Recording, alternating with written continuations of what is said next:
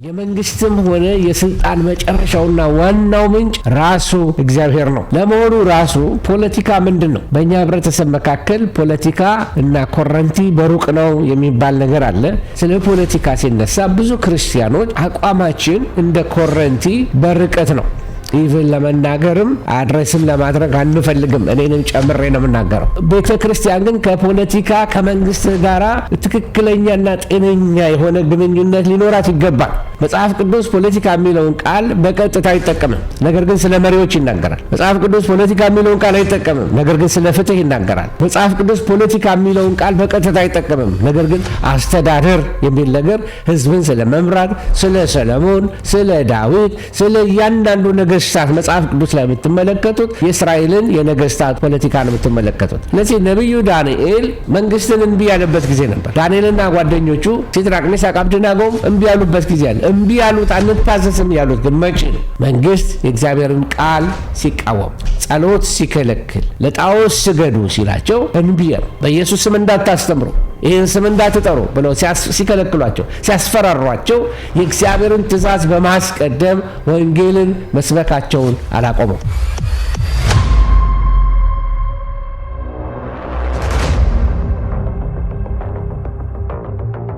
ሰላም ጤና ይስጥልኝ። እንደምናላችሁ የጌታ ሰላምና ጸጋ ይብዛላችሁ ቅዱሳን። ዛሬ ምናልባት ብዙ ባይደፈር ቶፒክ ይመስላል፣ ግን ስለ ቤተ ክርስቲያን፣ ስለ መንግስት፣ ስለ ፖለቲካ ጥቂት እናነሳለን። ቤተ ክርስቲያን ከመንግስት ጋራ፣ ቤተ ክርስቲያን ከፖለቲካ ጋራ ያላት ግንኙነት ምን መምሰል አለበት? መጀመሪያ ማወቅ የሚገቡ ነገሮች አሉ። በዚህ በመጨረሻው ዘመን አንዱ ፈተና ከሚሆንብን ነገሮች አንዱ የፖለቲካ ኢሹ ነው። ጸረ ክርስቶስ ሲመጣ ፖለቲካውን ነው የሚይዘው፣ ኢኮኖሚውን ነው የሚይዘው። ስለዚህ ፖለቲካ ምንድን ነው? መንግስት ምንድን ነው? መንግስትን ማን መሰረተ?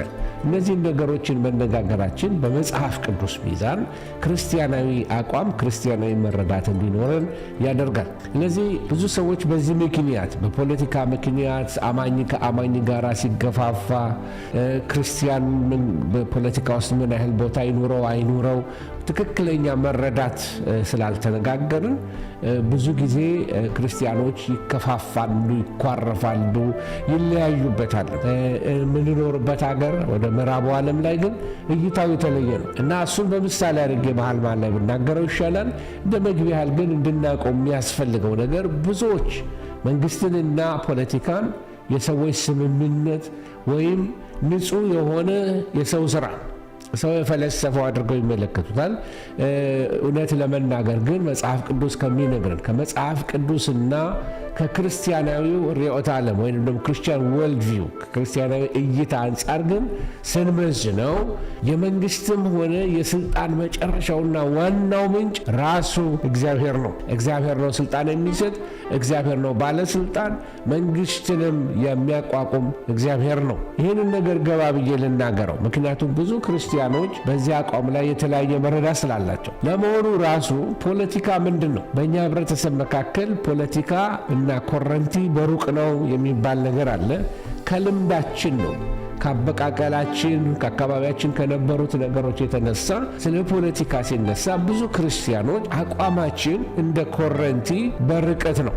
ኢቭን ለመናገርም አድሬስም ለማድረግ አንፈልግም። እኔንም ጨምሬ ነው የምናገረው እና ፖለቲካ የሚለው ቃል ግን ምንድን ነው? እንደ አንድ መጽሐፍ ቅዱስን እንደሚያነብና እንደ ዘመናዊ ትውልድ መጽሐፍትን እናነባለን፣ በዙሪያችን ያለውን እንሰማለን። እንዳልሰማ እንዳላየ አንሆንም። ፖለቲካ የሚለው ቃል ምንድን ነው? ፖለቲካ የሚለው ቃል ፖሊሲ ወይም ፖሊስ የሚለው የግሪክ ቃል የተገኘ ሲሆን ትርጉሙ ከተማ፣ ሜትሮፖሊስ የሚል ከሰማችሁ ከተማ ማለት ወይም የህዝብ ወይም ማህበረሰብ ማለት ነው።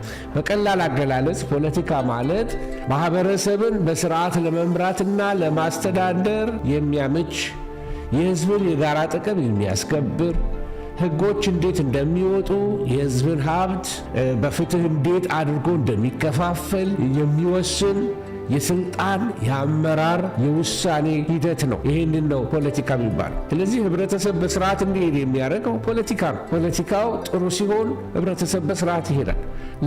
ለመምራት ለማስተዳደር የምንጠቀመው ፖለቲካ ይባላል። ፖሊስ ህዝብ ማስተዳደር ማለት ነው። የህዝብን የጋራ ጥቅም የሚያስከብር ነገር ነው እና ህጎች እንዴት ይወጣሉ? የህዝብ ሀብት እንዴት ይሆናል? እንደዚህ አይነት ለምሳሌ ሀብት ተገኘ ቢባል ያን ሀብት ሸጠን እንደዚህ እናድርገው ማለት ራሱ ፖለቲካ ነው፣ ወይም ፖሊስ ወይም የህዝብ አስተዳደር ነው። ፍትህ እንዴት ይበየን? ወንጀለኛ እንዴት ይቀጣ?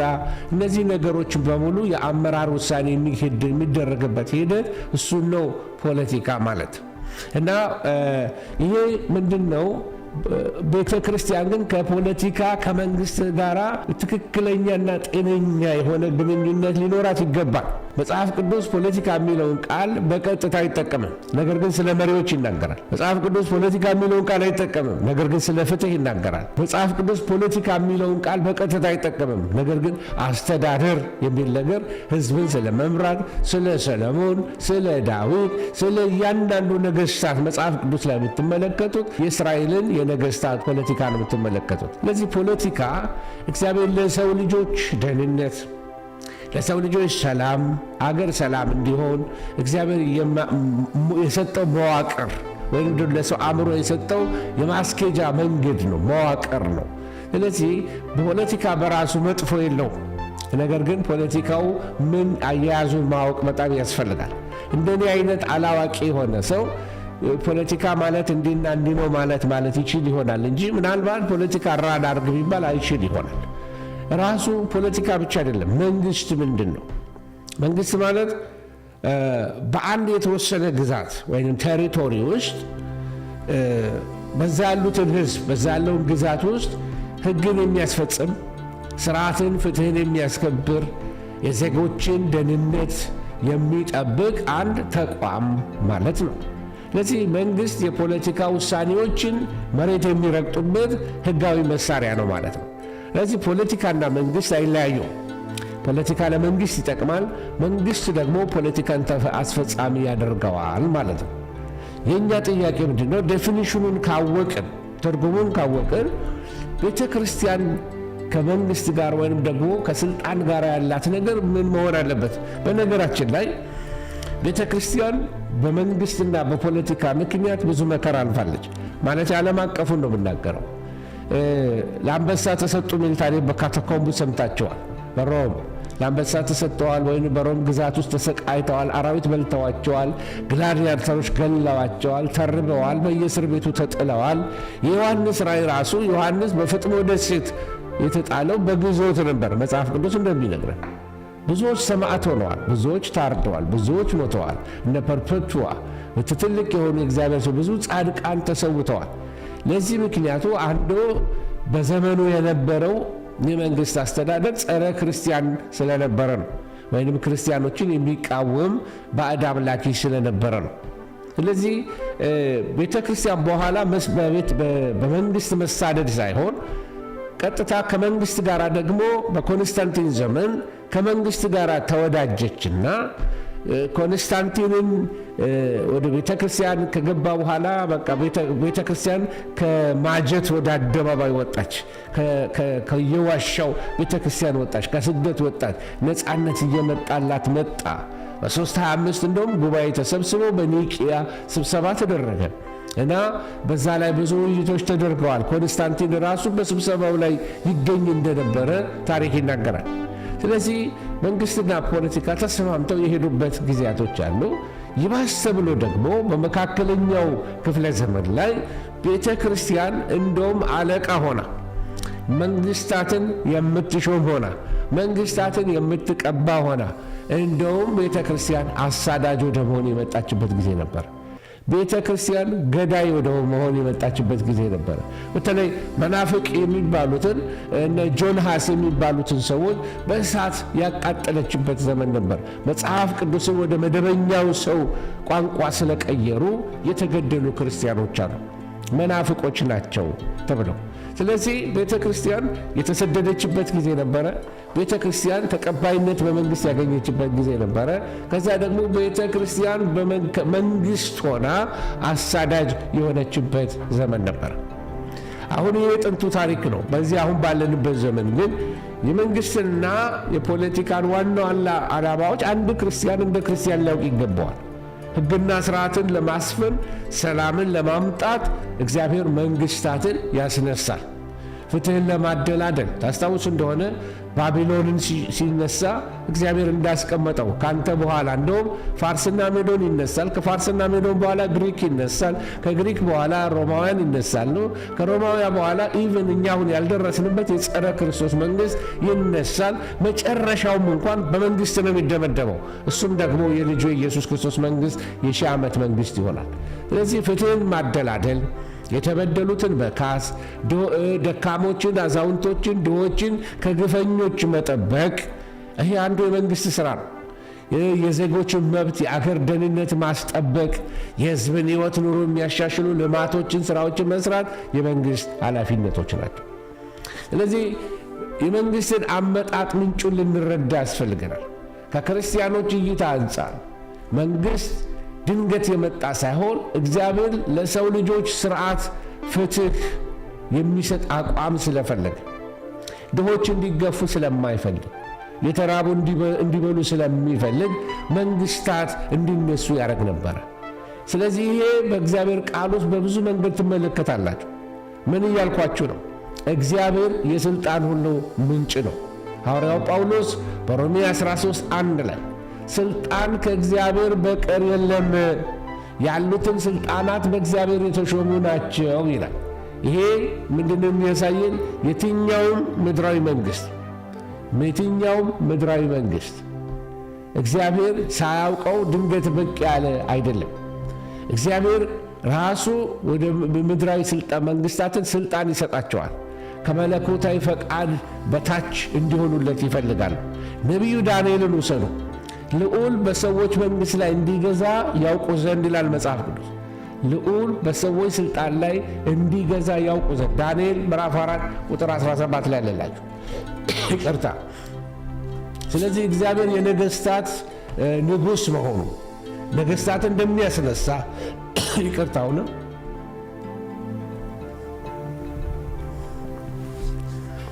እግዚአብሔር ነገሥታትን እንደሚያስነሳ እና አንዳንድም ደግሞ እግዚአብሔር ነገሥታትን ሲያዋርዳቸው ትመለከታላችሁ። ባጠፉ ጊዜ እነ ዳርዮስ ሲዋረዱ ታያላችሁ። ሳር እስኪበሉ ድረስ መንግሥታት ሲጣሉ ሲያነሳቸው ከትቢያ እነ ዳዊትን ትመለከታላችሁ። እግዚአብሔር ያነሳል፣ እግዚአብሔር ያዋርዳል። ነገሥታትን ማለት ነው። ይቅርታል።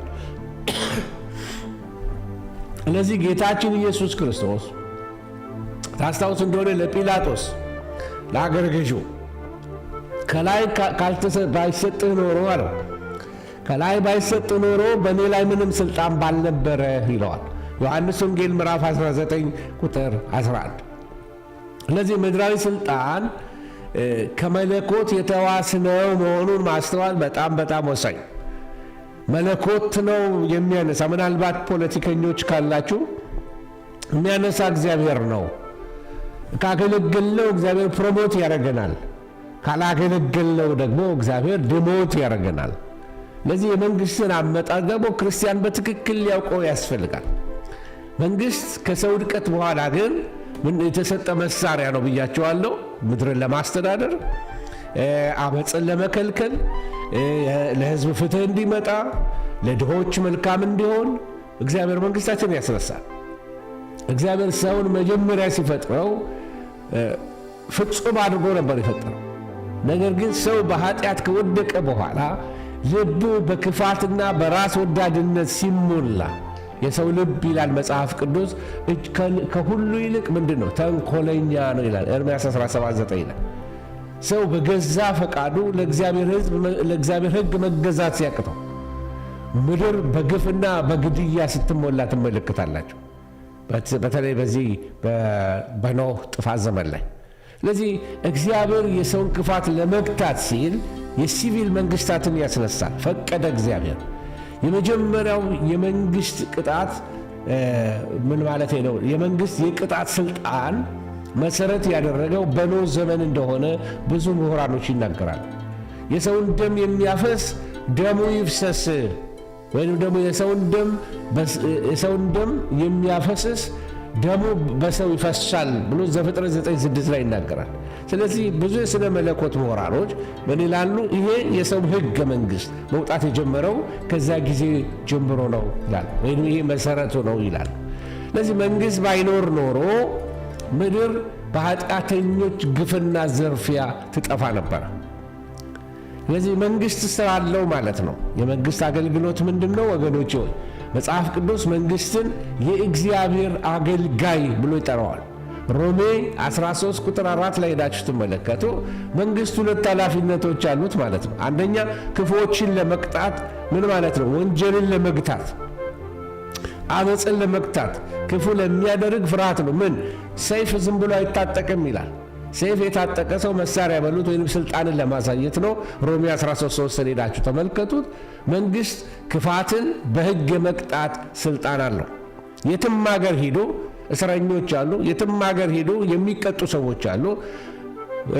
ወህኒ ቤቶች እየሄድኩ አገለግላለሁ የአገር ቤት እና እስር ቤቱ ሰዎች አሉ። አጥፍተው የታሰሩ አሉ። አመፀኛ ሰዎች አሉ። ሰው ገሎ የታሰሩ አሉ። ሚስቱን ገሎ የታሰረ አለ። ባሏን ገላ የታሰረች አለች። ስለዚህ አይቀጡም ማለት አይደለም ወገኖች። ስለዚህ መንግሥት ክፋትን በሕግ የመቅጣት ስልጣን አለው። ይህም ስልጣን የተሰጠው ከእግዚአብሔር ነው። መንግሥትና ሕግ ባይኖር ኖሮ ዓለም ኬኦስ ትሆን ነበር። ትርምስ የሞላባት ትሆን ነበር። በቃ ወጥ የሆነ ሥራ መስራት አይቻልም። ስርዓት የሚያስይዝ መስመር የሚያስይዝ ያስፈልጋል። ትራፊክ መብራት ባይኖር ስንት ግጭት እንደሚደርስ አስቡ። ስንት ትርምስምስ እንደሚኖር አስቡ ወገኖች ሆይ። ስለዚህ ጠንካራው ደካማውን የሚበድልበት፣ ግድያ፣ ዝርፊያ የነገሰበት ምድር እንዳይሆን ሁል ጊዜ ምን ያስፈልጋል? መንግሥት ያስፈልጋል። ገዢ አካል፣ ስልጣን ያለው ያስፈልጋል። ይሄ የእግዚአብሔር ሕግ ነው። መጽሐፍ ቅዱስ ላይ የምትመለከቱት ነው። አንዳንድ ሰዎች መንግሥት አያስፈልግም የሚሉ ሰዎች አሉ። እንደዚህ አይነት ሰዎች ከእውነት የተራራቁ ሰዎች ናቸው። የመንግሥት ተግባራና ኃላፊነቶች ደግሞ አሉ። መጽሐፍ ቅዱስ መንግሥትን የእግዚአብሔር አገልጋይ ነው ብሎ የሚጠራ። ለዚህ በዚህ መሰረት ነው ቅድም እንዳልኳችሁ መልካሙን ያበረታታል፣ ፍትህን ያሰፍናል። መንግሥት ሕግ አክባሪ፣ ዜጎችን የመጠበቅ በጎ ነገር የማበረታታት ኃላፊነት አለበት። በተለይ እንደ ወላጅ አልባ ሕፃናቶች፣ ኦርፋኔጅ ያሉ ሕፃናቶች፣ መበለቶች፣ ድሆች፣ አቅም የሌላቸው ወገኖች እነሱ መብታቸው እንዳይነጠቅ ፍትህን የማስፈን ኃላፊነት አለበት። መጽሐፍ ቅዱስ ይህንን በኢሳይያስ ምዕራፍ 1 ቁጥር 17 ላይ ይነግረናል። የሆነ ቻርት እዚህ ጋር ሰርቼ ነበር፣ ከታያችሁ አላቅም። ስለ መንግሥት ሰዎች የተለያየ ነገር የሚናገሩበት ሀሳብ አላቸው።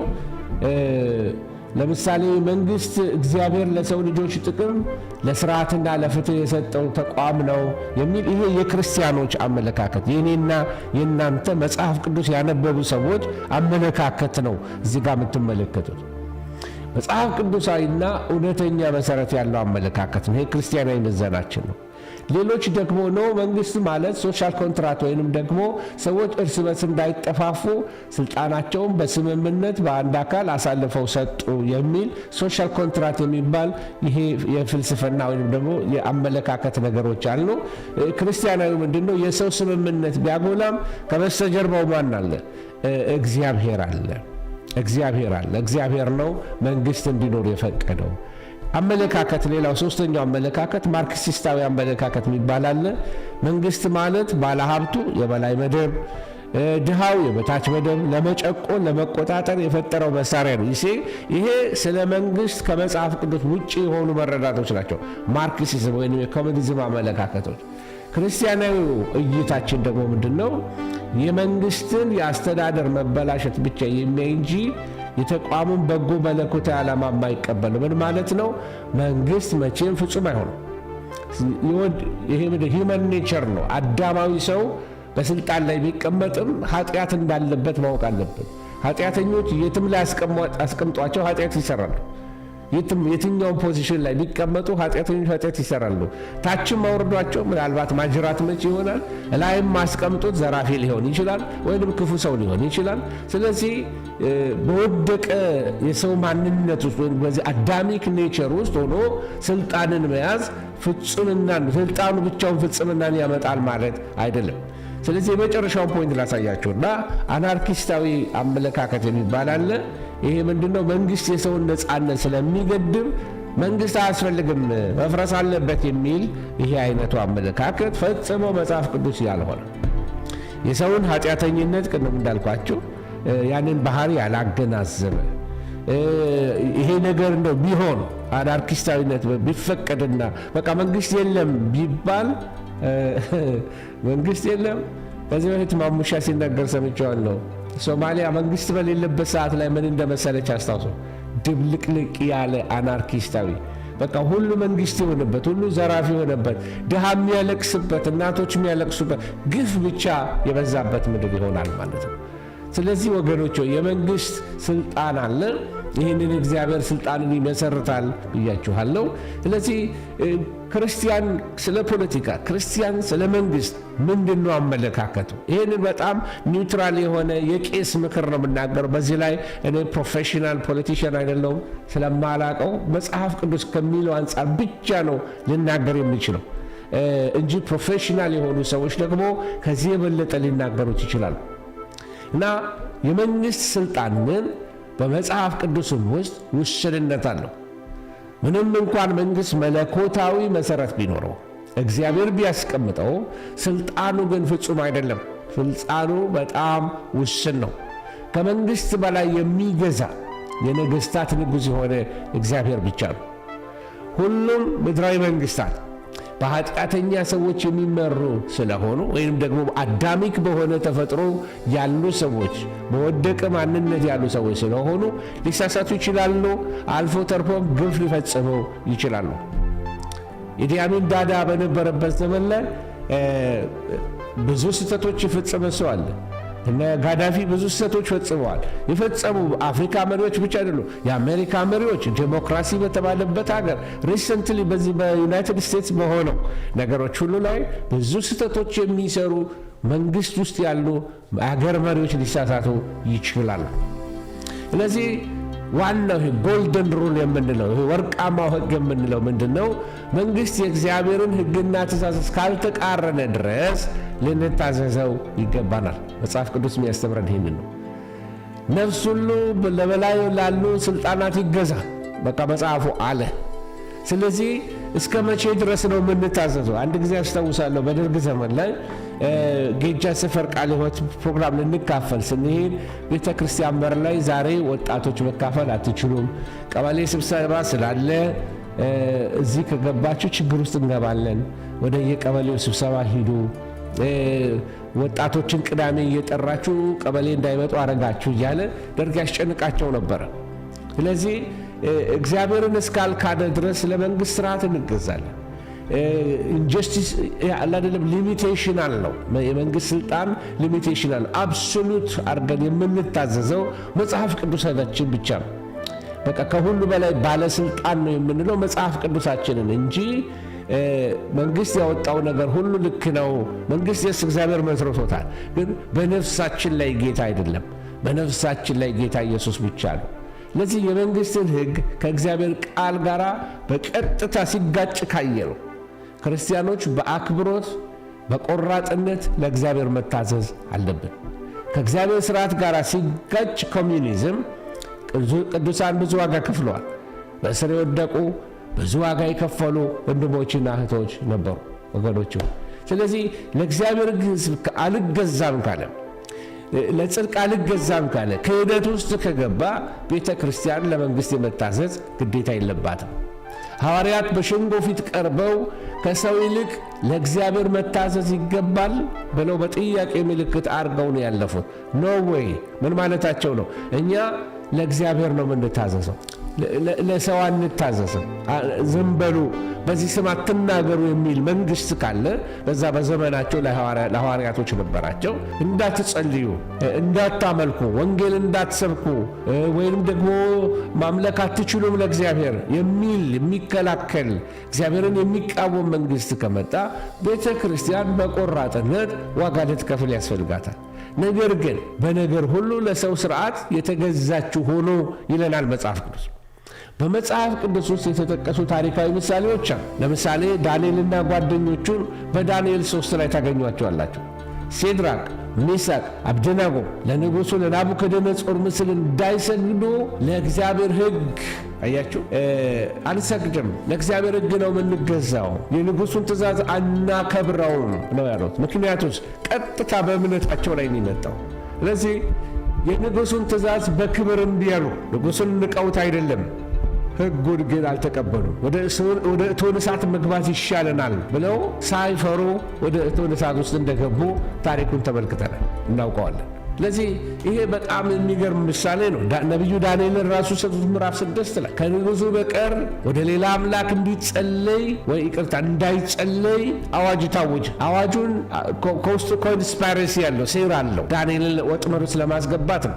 እንዳይጸለይ ለማድረግ ብቻ ሳይሆን ዳንኤል ወጥመድ ውስጥ ምክንያት ስላጡበት ነው። ስለዚህ እንዳይጸለይ የታወጀውን አዋጅ ዳንኤል ጥሶ ወደ ወደቀ ነው የሚለን መጽሐፍ፣ ወደ አንበሶች ጉድጓድ ውስጥ ተጣለ። ስለዚህ ነቢዩ ዳንኤል መንግስትን እምቢ ያለበት ጊዜ ነበር። ዳንኤልና ጓደኞቹ ሲድራቅ፣ ሚሳቅ፣ አብደናጎም እምቢ ያሉበት ጊዜ አለ። እምቢ ያሉት አንታዘዝም ያሉት ግን መቼ ነው? መንግስት የእግዚአብሔርን ቃል ሲቃወም፣ ጸሎት ሲከለክል፣ ለጣዖት ስገዱ ሲላቸው እምቢ ያሉ። ሐዋርያት ሥራ ላይ የምትመለከቱት ይሄ ነው። ሐዋርያትን በዚህ አልፈዋል። የአይሁድ ባለሥልጣናት እነዚህ የሃይማኖት ሰዎች ናቸው። እንደው በኢየሱስ ስም እንዳታስተምሩ፣ ይህን ስም እንዳትጠሩ ብለው ሲከለክሏቸው፣ ሲያስፈራሯቸው የእግዚአብሔርን ትእዛዝ በማስቀደም ወንጌልን መስበካቸውን አላቆመም።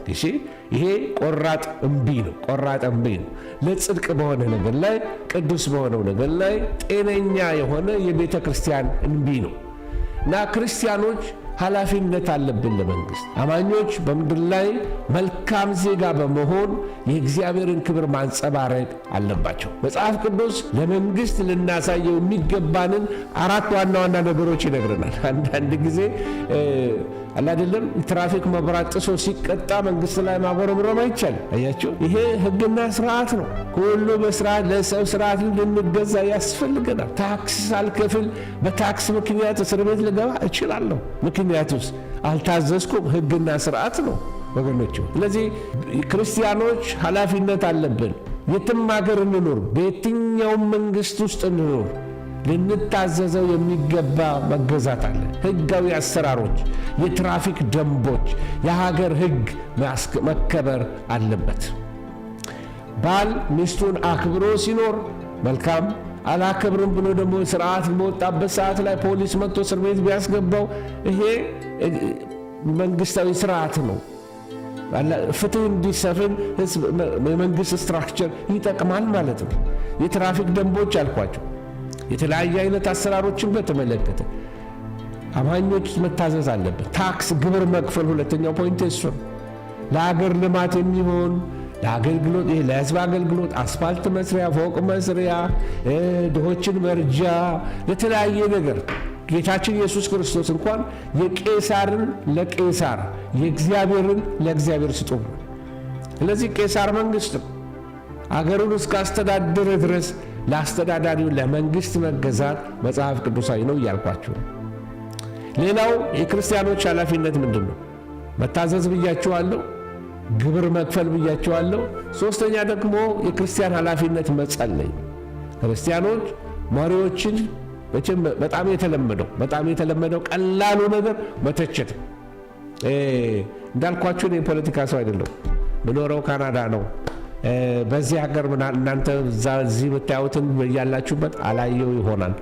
ነገር ግን ቢብሊካል የሆነውን ነገር ለመናገር ግን ክርስቲያን መሪዎችን በተለይ እንደ ክርስቲያን አሁን እዚህ ጋር ቁጭ ብዬ የኛ የካናዳ ጠቅላይ ሚኒስትርን ልተቸው ይችላል። ነገር ግን ቤተ ክርስቲያንን ማስተዳደር አልችል ይሆናል። አንድ አገር መምራት ቀላል አይደለም። አንድ ጓዳ ከመምራት ያህል አይደለም። በጣም ብዙ ኮምፕሊኬትድ ነው።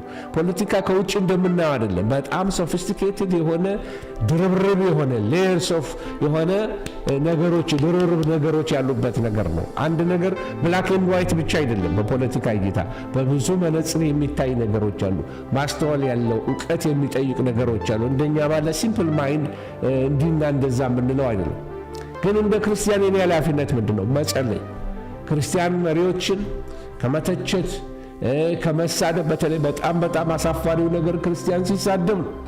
ከመሳደብ ይልቅ እግዚአብሔር ለአገር ሰላም እንዲያመጣ በጸጥታ ምድሪቱ እንድትመራ ጥበብ እንዲሰጣቸው ለመሪዎች መጸለይ ኃላፊነት አለበት እንደ ክርስቲያን። አንደኛ ጢሞቴዎስ ምዕራፍ 2 ከ1 እስከ 2 ይሄንን ያስተምረናል ወገኖች። ስለዚህ እግዚአብሔር ማስተዋል ይስጠን። እንደ ክርስቲያን ያለብን ኃላፊነት መታዘዝ፣ ግብር መክፈል፣ መጸለይ። ሌላው ደግሞ ክርስቲያን ኃላፊነት ያለበት በምንድን ነው? በመልካም ዜግነት፣ መልካም ዜጋ መሆን፣ በሥራ ቦታ ታማኝ ሆኖ መስራት፣ ሙስናን እምቢ ማለት፣ ጉቦን እምቢ ማለት። ወገኖች ሆይ ክርስቲያን ቢሮ ገብቶ ዘራፊ መሆን የለበትም። የሰላም ሰው መሆን አለበት። ሰላም ፈጣሪ አስታራቂ መሆን አለበት። ማህበረሰቡን የሚያገለግል መሆን አለበት። በጨዋነቱ የተመሰከረለት፣ በሰዓት የሚገባ በሰዓት የሚወጣ፣ በቤተሰቡ በአካሄዱ ምስክር የሚሆን መሆን አለበት። መልካም ዜጋ ማለት ይሄ ነው። ለአገር ደህንነት የሚቆም ብርሃንና ጨው የሚሆን፣ ሰዎች በተጣሉበት አስታራቂ የሚሆን የሰላም ሰው መልእክተኛ መሆን አለበት። ጥላቻ ሲሞሉ ሰዎች ፍቅርን ማሳየት፣ ይቅርታን ማሳየት ወይም ደግሞ ያንን መስበክ ይገባዋል ወገኖች። ስለዚህ ብርሃንና ጨው በመሆን እግዚአብሔር ይባርካችሁ ቅዱሳን። ብርሃንና ጨው በመሆን እግዚአብሔር ይባርካችሁ። በጣም ወሳኝ ነገር ነው። ይሄ መጨረሻ ዘመን ላይ ስንኖር ሰዎች ከስብከታችን በላይ ይሄ አቋማችን ላይ ያዩናል፣ ሐዘናችን ላይ ያዩናል፣ መስሪያ ቤት ያዩናል። መስሪያ ቤት ጉቦኛ፣ መስሪያ ቤት ሰው የሚያመናጭቅ፣ አንድ ወረቀት ለመፈረም ብዙ መስመር ውስጥ ሰዎችን የሚያንከራትት ሰው ከሆንን ጤነኛ የክርስቶስ ምስክር አልሆንም። ደሞዝ በምንቀበልበት መስሪያ ቤት ውስጥ አላደለም ተጨማሪ ሰዎችን አላደለም ግፍ ማድረግ በሰው ላይ ትክክል አይደለም ወገኖች። ስለዚህ መልካም ዜጋ በመሆን እግዚአብሔር ሕዝባችን ክርስቲያኖችን ይባርክልን ወገኖች። ስለዚህ በአጠቃላይ ምን እያልኩኝ ነው? መንግሥትና ፖለቲካ የሰው ፈጠራዎች ብቻ ሳይሆኑ እግዚአብሔር ለሰው ማህበረሰብ ስርዓት፣ ፍትህ፣ ሰላም እንዲኖር የሰጣቸው ውድ ስጦታዎች ናቸው። አንድ ጊዜ ባለሳሳት ፓስተር ጻድቁ ይመስለኛል ሲናገር መሪ ጨልነን የሚል ነገር ተናገረ። በአጠቃላይ ይሄ የሴራ ሜንታሊቲ እንዲያደረጉብን ነው። እኛ ተገፊዎች፣ እነሱ ገፊዎች፣ እኛ እዚህ እነሱ እዛ አርጎ የመራራቅ ነገር ይታያል። ስለዚህ ወገኖች ሆይ እንደ ክርስቲያን ውድ ስጦታዎች ናቸው ህዝብ የሚያገለግሉ ሰዎች። እንጸልይላቸው እያልኳችሁ ይሄ ነው። መንግስትና ፖለቲካ እግዚአብሔር የፈጠራቸው ናቸው። እግዚአብሔር ለሰው ማህበረሰብ ስርዓት እንዲኖር፣ የሰው ማህበረሰብ ፍትህ እንዲኖረው፣ የሰው ማህበረሰብ ሰላም እንዲኖረው እግዚአብሔር የሰጣቸው ሰዎችን ነው ስጦታ የሰጠው። እኛ ለቤተ ክርስቲያን የተሰጠንን ለመንግስት የተሰጡ እነ ዳንኤል አሉ፣ እነ ዮሴፍ አሉ። በዛ የሚሰሩ በፖለቲካው ዓለም የፖለቲካው እውቀት ያላቸው ፖለቲካውን ኢን ኤንድ አውት የሚያውቁ አደራረጉን አሰራሩን የሚያውቁበት እንደዛ አይነት ሰዎች ደግሞ እግዚአብሔር ለአገር የሚያስነሳቸው ብዙ አይነት አእምሯቸው ሰፋፊ ሰዎች አሉ። ለዚህ ምድራዊ መንግስታት ሁሉ በኃጢአተኛ ሰዎች ስለሚመሩ ውስን ነው ስልጣናቸው። ሙሉ ስልጣን ያለው አብሶሉት ኦቶሪቲ ያለው እግዚአብሔር ብቻ ነው። ስለዚህ የክርስቲያኖች የመጨረሻውና ዘላለማዊ ተስፋ ሊሆን የሚገባው ደግሞ ፍጹም ፍትሃዊ በሆነው በኢየሱስ ክርስቶስ ዘላለማዊ መንግስት ላይ ብቻ ነው። ሁሉን ነገር የምድር መንግስታቶች አይፈቱልንም። አሜሪካ የዓለምን ሁሉ ችግር የራሷንም ችግር መፍታት አልቻለችም። የሰለጠኑት ታላላቅ አገሮች የራሳቸው መፍትሄ ማግኘት አቅቷቸዋል። ፍጹሞች አይደሉም። በወዲህ ሰው ይገላሉ፣ በወዲህ ደግሞ ዲሞክራሲ ብለው ይጮኻሉ። ብዙ ወንጀል ይሰራሉ፣ ብዙ ግፍ ያደርጋሉ። በሰለጠነውማ አገር ነው ዓለም ነው የምላቸው። ምክንያቱስ ምድራዊ መንግስታት ሁሉ በፍጹም ሰዎች በመላእክት የሚመሩ አይደለም። አያችሁ፣ በሚሞቱ ፈራሽ በሆኑ ሰዎች ነው። ነገር ግን አንድ ቀን ይመጣል። የኢየሱስ ክርስቶስ መንግስት ስትመጣ ከምድር መንግስታት የላቀች ናት። ምክንያቱም የሚገዙት በሙሉ ቅዱሳን ይሆናሉ፣ ጻድቃን ይሆናሉ፣ የሚበሰብስ ሥጋ ያለበሱ፣ ይሄ መለኮታዊ ሥጋ የለበሱ እግዚአብሔርን የሚያመልኩ በጽድቅ የሚያስተዳድሩትን እግዚአብሔር ያስነሳል። ያ ዘመን እስኪመጣ ድረስ ግን መፍትሄያችን ከእግዚአብሔር ነው። ስለዚህ በእግዚአብሔርን ብንጠብቃለን፣ እንጸልይላቸዋለን። ስለዚህ መንግስትን አመጣጥ እየነገርኳችሁ ነው። መንግስት በሰዎች ሕይወት ውስጥ ስርዓትን፣ ፍትህን፣ ሰላምን ለማስጠበቅ እግዚአብሔር ያቋቋመው ሕጋዊ ስልጣን ነው። ብዙዎች መንግስትን እንደ ተራ በቃ አይደለም ሰው ለጥቅሙ የመሰረተው አድርገው ነው የሚመለከት ነው።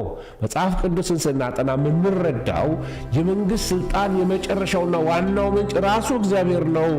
ራሱ እግዚአብሔር ነው ያቋቋመው። መንግስት የእግዚአብሔር አገልጋይ ነው።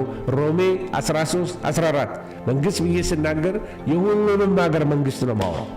የሁሉንም ሀገር መንግስት ብዬ ነው ማውራው። ስለዚህ አገልጋይ እንግዲህ ይሄ በተለይ መጽሐፍ ቅዱስ ቢነግረን መንግስት የእግዚአብሔር አገልጋይ ነው ካለ ሮሜ 13 ላይ ይሄ አገልጋይ ይሄ መንግስት የተሰጡት ስራዎች አሉ። ቀደም እንዳልኩት ክፉዎችን ይቀጣል፣ ወንጀልን ይከለክላል፣ ማጅራት መቺዎችን ይከለክላል፣ ኮራፕሽን የሚያመጡትን ይከለክላል፣ ወንጀል የሚሰሩትን የተለያየ አይነት አክቲቪቲ ኢሊጋል አክቲቪቲዎች ድራግ የሚሸጡትን ይከላከላል፣ ጉቦ የሚቀበለውን ይከላከላል። ብዙ አይነት ህግ ኢንፎርስመንት ሎ ኢንፎርስመንት ሊኖር ይችላል። ስለዚህ መንግስት ወንጀልን የመቆጣጠር እና ክፉ አድራጊዎችን በህግ የመቅጣት ሰይፍ ታጥቋል፣ ስልጣን አለው። ይህን ነው መጽሐፍ ቅዱስ የሚያስተምር። እሱ ብቻ አይደለም ደግሞ ሮሜ 13:3 የሚነግረን ደግሞ መልካሙን ያበረታታል። መልካም ብታደርግ ከእርሱ ምስጋና ታገኛለህ ይላል። አንዱ የመንግስት ኃላፊነት በጎ የሚያደርጉትን ማበረታታት ነው። በጎ የሚያደርጉትን ኢንከሬጅ ማድረግ እውቅና መስጠት ነው። ስለዚህ መንግስት ታማኝ፣ ህግ አክባሪ፣ ሰላማዊ ዜጎችን የመጠበቅ የማበረታታት በቃ እንደዚህ አይነቶችን መብታቸውን የማስከበር ኃላፊነት አለበት። ስለዚህ ኃላፊነት ያለበት ባላደራነት ነው። ስለ ፖለቲካ ይህን ካሰባችሁ፣ ስለ መንግስት ይህን ካሰባችሁ፣ እንዲህ አይነት ስራ ውስጥ ገብታችሁ መስራት የምታስቡ ክርስቲያኖች ከእናንተ የሚጠበቅ በጣም ከፍ ያለ ነገር አለ። ነገ ብዙ ፖለቲከኞች ወይም ደግሞ አገር የምትመሩ የፓርላማ ሰዎች ከዚህ ውስጥ ልትነሱ ትችላላችሁ። ለምድሪቱ ብዙ ወጣቶች እግዚአብሔር ሊያስነሳልን ይችላል። የሚቀጥለው ትውልድ በእውቀት እንዲነሳ ያስፈልገናል። ስለዚህ አንዱ የመንግስት አስፈላጊ ነው የምንለው ለምንድን ነው? ሰላምንና ስርዓትን ያስጠብቅልናል። አንደኛ ጢሞቴዎስ 2:2 የሚነግረን ይህንን ነው። አንድ ማህበረሰብ በጸጥታና በሰላም መኖር የሚችለው ጠንካራ የህግ የበላይነት ሲኖር ነው። አያችሁ፣ ህግ በሌለበት ቦታ ላይ ህገ ወጥነት አለ፣ ትሬስፓስስ አለ፣ በቃ ኢሌጋሊቲ አለ፣ የተለያየ አይነት ወንጀሎች ይሄዳል። አሁን አንዳንድ ላቲን አሜሪካ ውስጥ ሄዳችሁ ብትመለከቱ በሰው እጃችሁ ሊትራሊ በሰው እጅ ላይ ነው ያለው። ሊገሏችሁ በእነሱ እጅ ነው ያለው። ስለዚህ አንድ ማህበረሰብ በጸጥታና በሰላም እንዲኖር ያስፈልጋል። መንግስት ያስፈልጋል። የመንግስት የጋራ ዜጎችን በሰላም ሊያስጠብቅ ያስፈልገዋል። እንዲሰሩ ዜጎች እንዲማሩ፣ አምልኳችንን እንድናከናውን፣ አካባቢያችን ሁሉ ሰላም እንዲሆን እንጠበቃለን ማለት ነው። ይሄ ለአንድ ዜጋ አስፈላጊ ነው ወገኖች። እና ሪሰንትሊ ወደ አገር ቤት የእይታን ጉዳይ ላሳያችሁ ነው። የእይታ ጉዳይ ነው። እኛ ባደግንበት ዘመን ላይ መንገድ ላይ ማሽንገን ሰዎች እንደዚህ ይዘው ሲሄዱ ወታደር አገሩን ሲያጥለቀልቀው በዛ ዘመን ያደግነው እና የወታደር ኃይለኛ ፍርሃት ይዘን ያደግነው፣ ፎቢያ አለን፣ አንወደውም። እና ሁሉን ነገር በዛ እይታ ነው የምናየው። ህዝቡ አገሩ ያለፈበት የራሱ ታሪክ አለ። ለእናንተ መንገር አያስፈልግም። ሪሰንትሊ ግን ወንድ ልጅ የኢትዮጵያ ሄደና ደወልኩለት።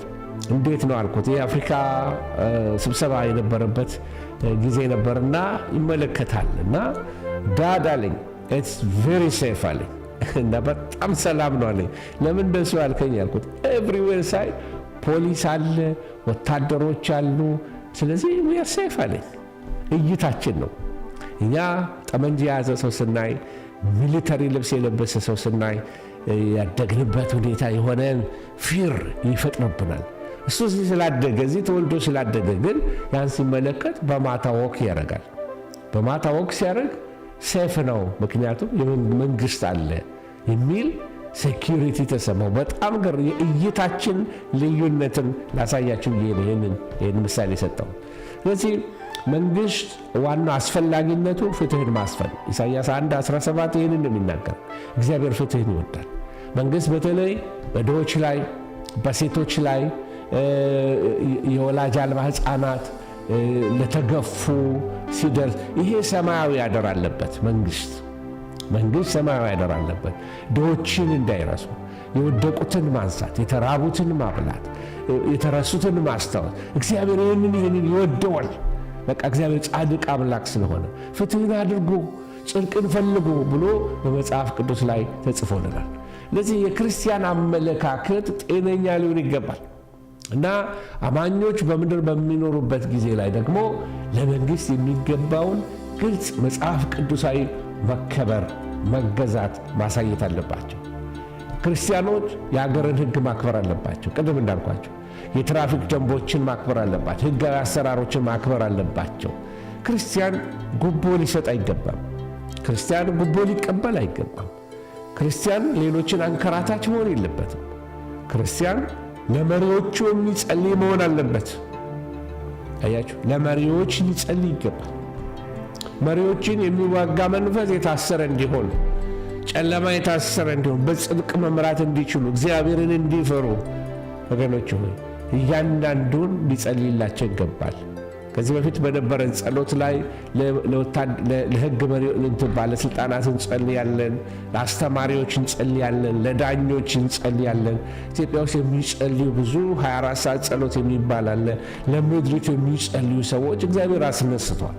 ወገኖች ሆይ ለመሪዎች መጸለይ በጣም ትክክለኛ ነው። በድሮም ዘመን ይጸልይ ነበረ። ምናልባት በጃንሆይ ዘመን የነበሩ ሰዎች የበለጠ ከኔ ይልቅ በደንብ ሊያስታውሱ ይችላሉ። ጠዋት ጠዋት ጸሎት አለ። ጠዋት ስንነሳ ጸሎት አለ እና ያ ጸሎት አንዱ ለሀገሩ መሪዎች ይጸልያል፣ ለንጉሱ ይጸልያል፣ ለሀገር መሪዎች ይጸልያል። ወገኖች ሆይ ለሀገር መሪዎች መጸለይ መጽሐፍ ቅዱሳዊ ነው። በቅን መንገድ እንዲሄዱ፣ እግዚአብሔርን እንዲፈሩ፣ እግዚአብሔር እንዲጠብቃቸው፣ እግዚአብሔር ማስተዋል እንዲሰጣቸው ልንጸልይ ያስፈልጋል። ወደ መጽሐፍ ቅዱሳዊ መረዳት ልንመጣ ያስፈልገናል። ወገኖች ሆይ ይህንን እያልኩ ልቀጥልና ለመሪዎች መጸለይ ግብር መክፈል ብያቸዋለሁ። ማቴዎስ 22 ላይ ጌታ ኢየሱስ ክርስቶስ የቄሳርን ለቄሳር የእግዚአብሔርን ለእግዚአብሔር ስጡ ያለውን ታስታውሳላችሁ። ስለ የተለያዩ አይነት የመንግስታት አይነቶች ላሳያችሁ ፈልጋለሁ። ይህ መጀመሪያው እንደምታውቁት እንግዲህ ይህን ማሳያችሁ ከቢብሊካል ከመጽሐፍ ቅዱስ እይታ እንድንረዳ ነው። አይነው ትንሽ ቻሌንጅ ሊያደርጋችሁ ይችላል ለአንዳንድ ሰው፣ ግን ስናውቀው ይጠቅመናል። መጀመሪያው እዛ ላይ እንደምታዩት ቶታሊቴሪያን የሚባል አለ፣ አናርኪ የሚባል አለ፣ ዲሞክራሲ የሚባል አለ። እነዚህ ምንድን ናቸው ብለን ስንመለከት እንግዲህ የመንግስት ቅርጾች ናቸው። የመንግስት ቅርጾች ናቸው። መመሪያ መርሆች ናቸው። አንድ መንግስት የሚመራበት ዲሞክራሲ ሊሆን ይችላል። አንድ መንግስት የሚመራበት ታይላንድ ብትሄዱ አሁን ንጉሳዊ ስርዓት ነው ያላቸው። አንዳንድ ሀገሮች ደግሞ አይርላንድ ብትሄዱ ምናምን ሪፐብሊክ ነው የሚባሉ እና ይሄ የመንግስት ምንድነው ቅርጻቸው፣ የመንግስት ቅርጻቸው ነው። ስለዚህ ይሄ ምንድነው የሚያሳየው? እንግዲህ እግዚአብሔር ሂዱና ዲሞክራሲ ሁኑ ወይም በዲሞክራሲ መንገድ ሂዱ አይለንም መጽሐፍ ቅዱስ፣ አያስተምረንም መጽሐፍ ቅዱስ። ወይም ደግሞ በንጉሥ ተመሩ አይለንም መጽሐፍ ቅዱስ፣ በሪፐብሊክ ተመሩ አይለንም መጽሐፍ ቅዱስ። ይህን ግልጽ የሆነ አስተያየት አይሰጥም መጽሐፍ ቅዱስ። ሆኖም ግን ምንድን ነው የሚያሳየው? የትኛው መንግስት ወይም የትኛው አይነት መንግስት እግዚአብሔር እንደሚቀበለው ፍትህ ያለው ድሆችን የማይረሳውን እንጂ ፍጹም መንግስት ከሰውም እግዚአብሔር የሚጠብቅ አይመስልም። ስለዚህ መለኮታዊ መርሆች አሉት። ስለዚህ ፍትህን ማስፈን የሚችል መሆን አለበት። ፍትህን ታደርግ ዘንድ፣ ምሕረትን ትወድ ዘንድ፣ ከአምላክ ጋር በትህትና ትሄድ ዘንድ ብሎ በሚክያስ 6:8 ላይ እግዚአብሔር የሚወደውን አይነት ነገር ይናገራል። ስለዚህ በእግዚአብሔር ሚዛን መንግስት ይመዘናል። በእግዚአብሔር ሚዛን ባለሥልጣኖች ይመዘናሉ። በእግዚአብሔር ሚዛን ፖለቲከኞች ይመዘናሉ። ፍትህን ታደርግ ዘንድ፣ ምሕረትን ትወድድ ዘንድ፣ ከአምላክ ጋር በትህትና ትሄድ ዘንድ ብሎ ፍትህን ስለ ማስፈን መጽሐፍ ቅዱስ ይናገራል። ሌላውስ ዙፋን በጽድቅ ይጸናል፣ ግፍ ማድረግ በነገሥታት ዘንድ አስጸያፊ ነው ይላል ምሳሌ 16:12። ስለዚህ እግዚአብሔር ምን ይወዳል ብላችሁ ከጠይቃችሁ መንግስታት እውነተኛና ጽድቅን ሲወዱ እግዚአብሔር ደስ ይላል። ይሄ እግዚአብሔር መለኪያው ነው። ዲሞክራት ሁኑልኝ፣ ሪፐብሊካን ሁኑልኝ፣ ምናምን ሁኑልኝ አላለም እግዚአብሔር። እግዚአብሔር ያለው ፍትህን አስፍኑልኝ። እውነትና ጽድቅን ውደዱ። ዙፋን የሚጸናው በምንድን ነው? በጽድቅ ነው፣ መልካም በማድረግ ነው። በእውነት ነው የምትጸናው ዙፋን። እውነትን ውደዱልኝ። ይሄን ነው እግዚአብሔር የሚወደው። እግዚአብሔር የማንም የፖለቲካ ፓርቲ አባል አይደለም። ልድገመው፣ እግዚአብሔር የማንም የፖለቲካ ፓርቲ አባል አይደለም። ዲሞክራት አይደለም እግዚአብሔር፣ ሪፐብሊካንም አይደለም እግዚአብሔር። አሜሪካን ሀገር ብዙዎች እግዚአብሔር ሪፐብሊካን አድርገው ይመለከቱታል። ነገር ግን እግዚአብሔር ሪፐብሊካንም ዴሞክራትም ሊበራልም ምንም አይደለም። ስለዚህ ፍትህን ይወዳል እግዚአብሔር፣ እውነትን ይወዳል እግዚአብሔር፣ ጽድቅን ይወዳል እግዚአብሔር። እግዚአብሔር ሰው ሁሉ በእግዚአብሔር መልክና አምሳል የተፈጠረ ስለሆነ ዘፍጥረት 1:27 እንደሚነግረን ሰው ሰብአዊ መብቱ ሊከበርለት ይወዳል። ልጆቹ ሲጎተቱበት አይወድም። ቤቱ ሲደፈርበት እግዚአብሔር አይወድም። ሴቶች ሲገፉ እግዚአብሔር አይወድም። አዛውንቶች ሲያለቅሱ እግዚአብሔር አይወድም። ሕፃናት መንገድ ላይ ሲጣሉ እግዚአብሔር አይወድም። ስለዚህ ሰብአዊ ክብር ያለው ፍጥረት ስለሆነ ሰው በሰውነቱ ሊከበር ይገባዋል። መጽሐፍ ቅዱስ ይህንን ይወዳል። በእግዚአብሔር ቃል ይህን የሚያሳየን የእግዚአብሔር ባህሪያቶች ናቸው። ሌላ እግዚአብሔር የሚለካው አንዱ ክፉን በመቅጣት ክፉን ባለመቅጣት የሚያሳየው እንደውም የመንግስትን ጤነኛ አለመሆን ነው የሚያሳየው። ክፋትን መቅጣት፣ መልካምን ማበረታታት፣ ይሄ በእግዚአብሔር ሚዛን የተወደደ ነው። አያችሁ፣ ደምን የሚያፈስ ደሙ ይፈሳል። አትስረቅ ያለ እግዚአብሔር፣ አትግደል ያለ እግዚአብሔር ሕጉ ሲጣስበት እግዚአብሔር አይወደውም። መንግስታትን በዚህ ሚዛን ይለካቸዋል። ክፉን ይቀጣል ወይ? ጀስቲስ አለ ወይ? በወንጀለኞች ላይ ጀስቲስ አለ ወይ? የገደለ አመፀኛ፣ ነፍሰ ገዳይ በነፃ የሚለቀቅበት አይደለም። ስለዚህ እግዚአብሔር ያን ሚዛን ይወደዋል። ፍትህን ማስፈን፣ እውነትን ማስፈን፣ ጽድቅን ማስፈን፣ የሰብአዊነት ክብርን ማስፈን፣ እነዚህን ነገሮች እግዚአብሔር ይወዳቸዋል። የመጀመሪያው አንዱ ቅድም ያሳየኋቸው አይነት ይሄ አናርኪ የሚባል የመንግስት አስተዳደር አለ። ይሄ ወይም ደግሞ አናርኪ ማለት መንግስት አልባነት፣ ስርዓተ አልበኝነት የሚባል ነገር አለ። ትርጉሙ ምንድነው? አናርኪ ማለት ምንም አይነት መንግስት፣ ህግ ወይም የበላይ የስልጣን አካል የሌለበት የህብረተሰብ ሁኔታ ነው። በዚህ ስርዓት ውስጥ እያንዳንዱ ሰው የራሱ መሪ ነው። በራሱ ህግና ፈቃድ ብቻ ይኖራል። እንደዚህ ካለው እግዚአብሔር ያደርጋል። አናርኪ አለቀ። አናርኪ ማለት ህግ አልባ በቃ አንዳንድ ቴሪቶሪዎች በፍጹም በመንግስት ስር ያልሆኑ አመፀኛ ይሆን። አናርኪ ማለት ግፍ የሞላበት ማለት። አናርኪ ማለት በሰው ፈቃድ ስር መሆን ማለት ነው። ወንጀል ይበዛበት ማለት ነው። ስለዚህ መጽሐፍ ቅዱስ ሲመዝነው ይህንን ታሪክ መጽሐፍ ቅዱስ አናርኪን ፈጽሞ አይደግፍም። የሰው ልጅ በተፈጥሮ ኃጢአተኛ በመሆኑ ቅድም እንዳልኳችሁ የታጠረበት ወይም ደግሞ ክፉን የሚገታ ስርዓትን የሚያስጠብቅ ህግ ከሌለ ማህበረሰቡ ይጠፋል። ጥሩ ምሳሌ ቅድም የሰጠናችሁ የሶማሊያ ኬዝ ነበር። በፊት በሶማሌ መንግስት አልነበረም፣ ታስታውሳላችሁ። ሱዳን ተመልከቱ፣ ዝብርቅርቁ የወጣበት አናርኪ ያለበት ሁሉ በቃ አካባቢው ላይ አለቃ የሆነበት። መጽሐፍ ቅዱስ በአናርኪ ውስጥ ያለን ህዝብ ውድቀት በግልጽ የሚያሳየን በመሳፍንት ዘመን የነበረውን ታሪክ ነው የሚያሳየን። ሁሉ በአካባቢው ላይ የፈለገውን ያደርጋል። ስርዓት አልባነት ነው ያለው፣ ቅርጽ አልነበረም። ለዚህ እግዚአብሔር ያንን ለማስቆም ምንድን ያመጣው? ሞናርኪ መጣ። እነ ዳዊት ተነሱ፣ እነ ሳኦል ተነሱ፣ ህዝቡን የሚመሩ ስርዓት ያስይዙ ጀመረ። ስለዚህ አናርኪን እግዚአብሔር አይወድም። በዚያ ዘመን ይላል መጽሐፍ ቅዱስ በእስራኤል ንጉሥ አልነበረም። ሰው ሁሉ በገዛ ዓይኑ የታየውን ያደርግ ነበረ። መሳፍንት 1 ቁጥር 25 ወገኖች። ስለዚህ አናርኪ በእግዚአብሔር ፊት ሲመዘን ነውረኛ ነው፣ እግዚአብሔር አይቀበለው። መሳፍንት ዘመን ይህንን የሚያሳየው በእስራኤል ምድር ማዕከላዊ መሪ ህግ ባልነበረበት በዚያ ዘመን ሀገሪቱ በጣም ኃይለኛ የሥነ ምግባር ብልሹ ነው፣ ግፍ የሞላበት ዝሙት፣ እርስ በርስ ጦርነት፣ በኃይለኛ ህዝባዊ ውድቀት ያለፈችበት እስራኤል በዘመነ መሳፍንት ነው። የጊብዓ ሰዎች ታስታውሳላችሁ፣ የሌዋዊውን ቁባት ወስጠው ሌሊቱን ሙሉ አመንዝረውባት ሞተች።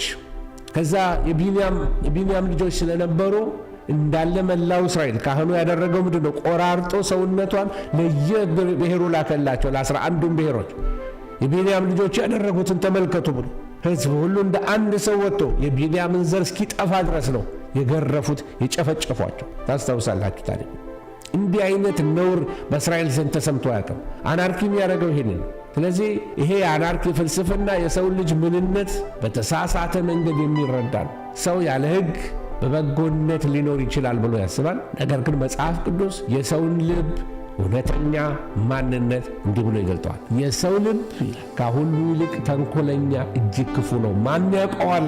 ኤርምያስ 17:19 አካባቢ ሄዳችሁ ተመልከቱት እናንተ። ስለዚህ አናርኪ የሚለው ነገር ስርዓተ አልበኝነት፣ መንግሥት ያስፈልጋል ማለት ነው። ያለ ሥልጣን ያለ ሕግ የሰው ልጅ ራሱን በሰላም መምራት አይችልም፣ የወደቀ ማንነት ስላለው ማለት ነው። ሁለተኛው አይነት ደግሞ ቶታሊቴሪያን የሚባላል። ይሄ ደግሞ መንግስት አሰራር ሙሉ ለሙሉ መንግስት የሚቆጣጠረው አምባገነን የሆነ ማለት ነው እና ይሄ ቶታሊቴሪያን ማለት የዜጎችን ሙሉ የህይወት ዘርፍ ሀሳባቸውን ይቆጣጠራል፣ ሃይማኖታቸውን ይቆጣጠራል፣ ትምህርታቸውን ይቆጣጠራል፣ ኢኮኖሚውን ይቆጣጠራል፣ ማህበራዊ ህይወታቸውን ይቆጣጠራል፣ ቤተሰብ ጭምር ይቆጣጠራል። ይሄን ያልወለደ ይናል እንዳትወልድ ብሎ ይቆጣጠራቸዋል። ለዚህ ጥሩ ምሳሌ የሚሆነው ሰሜን ኮሪያ ነው። ሰሜን ኮሪያ ቤታችሁ ሬዲዮ አለ። ሁሉም ሰው ቤቱ ሬዲዮ አለ። ሬዲዮኑን መቀነስ እንጂ ማጥፋት አትችሉ። የማይጠፋ ሬዲዮ ነው። 24 ሰዓት ብሬንዋሽ ይደረጋሉ። ከተማው ላይ በትልቅ ስፒከር በቃ ስለ ዘ ግሬት ሊደር እየተባለ የሚነገረው ስለ እነዚህ ስለ ኪም ፋሚሊ ነው የሚነገረው። ህዝቡ የውጭ ዜና ማየት አይችልም። የውጭ ኢንተርኔት መከታተል አይችልም። ሁሉ ነገር ሞኒተር፣ ኢቭን ከሀገር እንኳን እንዳይወጡ በቃ በጣም ከባድ የሆነበት አይረን ሎክ የሆነበት አገር ነው። ቶታሊቴሪያን አምባገነን። አፍሪካም ሀገር አንዳንድ ሀገሮች እንዳሉ ታውቃላችሁ። እና ሀሳባቸው ሁሉ ይቆጣጠራል። ሃይማኖት ቸርች ውስጥ እንኳን አባላት ሲገቡ ስንት ሰው ጨመራችሁ ይብላሉ። ቸርቾችን የማይፈቅዱ ሀገሮች አሉ።